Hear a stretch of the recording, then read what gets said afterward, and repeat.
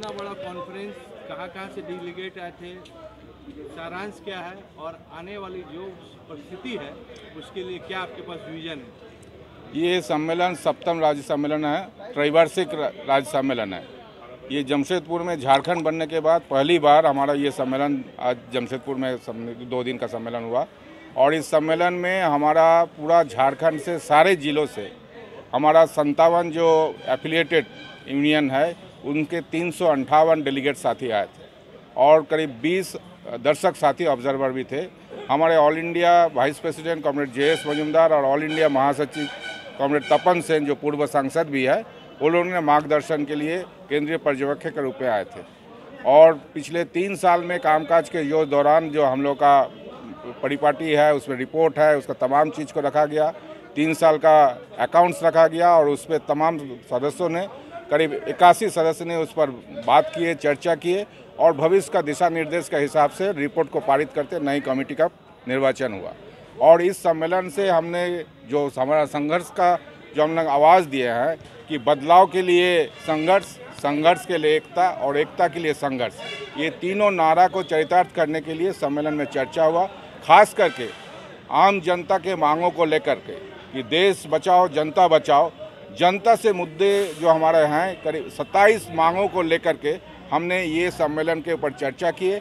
और आने वाले दिनों में निजीकरण के खिलाफ जो सार्वजनिक संगठन को औने पौने दामों में बेचा जा रहा है, जल जंगल ज़मीन को बेचा जा रहा है, HEC को ख़त्म किया जा रहा है और साथ साथ बेरोजगारी, रोजगारी, इन तमाम चीज़ों के ऊपर मुद्दा, महंगाई के मुद्दा और संयुक्त आंदोलन, ट्रेड यूनियन के संयुक्त आंदोलन, सांप्रदायिक विभाजनकारी ताकत और कॉरपोरेट का गठजोड़ के खिलाफ जनता बचाओ देश बचाओ के नारे के साथ इस सम्मेलन का समापन हुआ।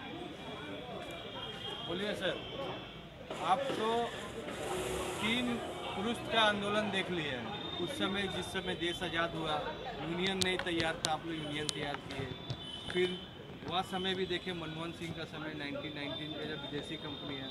और यह समय भी देख रहे हैं कि लिखने वाला कोई नहीं हो कि कंपनी और आदमी कंप्यूटर काम करेगा। कैसे करके अपने अस्तित्व बचाइएगा?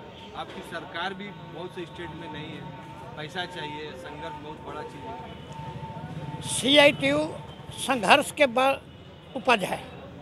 CITU का गठन ही संघर्ष की उपज है और पूंजीवादी व्यवस्था को समाप्त करके मजदूर वर्ग को सामाजिक व्यवस्था और शोषण विहीन समाज बनाने की स्थापना के लेकर के अब आप हमारा जो भी CITU का संघर्ष होता है, चाहे मनमोहन सिंह गद्दी पर हो तो या आज की सरकार गद्दी पर हो या कांग्रेस रहे, हमारी लड़ाई ही सत्ता के खिलाफ होती है। इसलिए कि जो हमारे श्रम कानून बने हुए हैं, जिनको मोदी सरकार समाप्त करने की लगी हुई है, कानून भी पास कर लिया लेकिन अभी तक समाप्त नहीं कराई पाई और हम 3-3, 4-4 हड़ताल करके अभी तक रोका है, उनको पीछे ढकेला है। जैसा किसान लोगों ने उनको पीछे ढकेला है, हमारा में पास करके उनको लागू करने की हिम्मत नहीं हो रही। जनवरी से लागू करने वाले थे, वो लागू नहीं है। इसलिए CITU का सत्ता के संघर्ष के लिए ही पैदाइश है।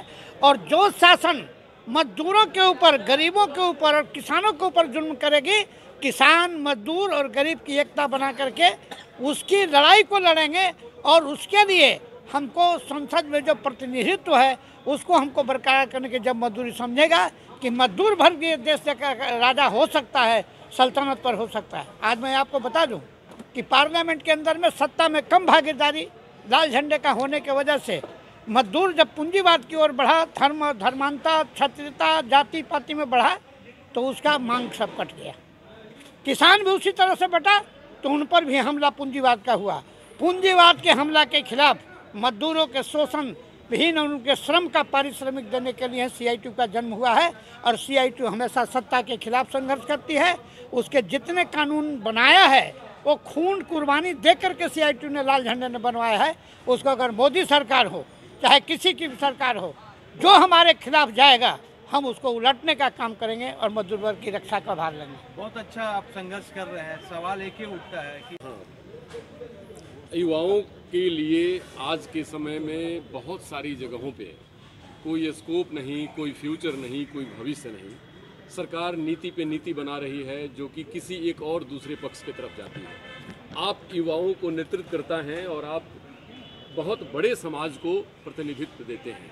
क्या कहना है आपको और इसकी संघर्ष की तैयारी की कितनी मजबूती है उस तैयारी में आपकी?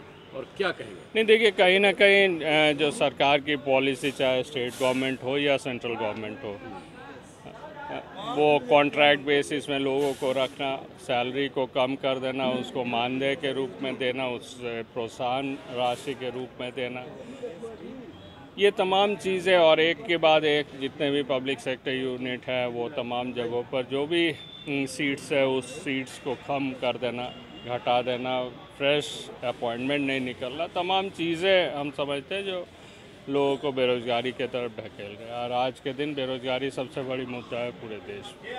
तो इससे लड़ेंगे और फिर से उठ खड़े होंगे कैसे आप? इसकी कुछ योजना है? नहीं, लड़ाई तो हर एक स्तर पर अपने अपने जगह पर चल रही है। एक तो है जो लोगों को जिसकी कॉन्ट्रैक्ट बेसिस में 2,000 रुपया भी मिल रहा है, जैसे सैया पूरे राज्य में है, करीब 45,000 सैया है, आंगनवाड़ी सैया है, तमाम जल सैया है, इन लोगों की वेतन को बढ़ाने के लिए चल रही है। एक तरफ जो कॉन्ट्रैक्ट बेसिस है उसको परमानेंट करने की बातचीत चल रही है। लोग अपने रोजी रोटी के लिए ज़्यादा संघर्षरत है। लोग बेरोजगारी से रोज़गार प्राप्त करने के लिए पूरी इंडस्ट्री में ज़्यादा संघर्षरत है। सरकारी जो मशीनरी है, चाहे वो मिनिमम वेजेस का मामला हो, चाहे जो लोगों को हटा दिया जाता है छटनी के खिलाफ, ALC RLC को जो कार्रवाई करने की बात हो, जो इंडस्ट्री को जिस तरीके से प्राथमिकता दी जा रही है, लेकिन इंडस्ट्री में के मजदूरों को उस तरीके से प्राथमिकता नहीं मिल रही, इन तमाम चीज़ों के खिलाफ तो CITU या तमाम जितने भी यूनियंस हैं हम लोग लड़ाई कर रहे हैं।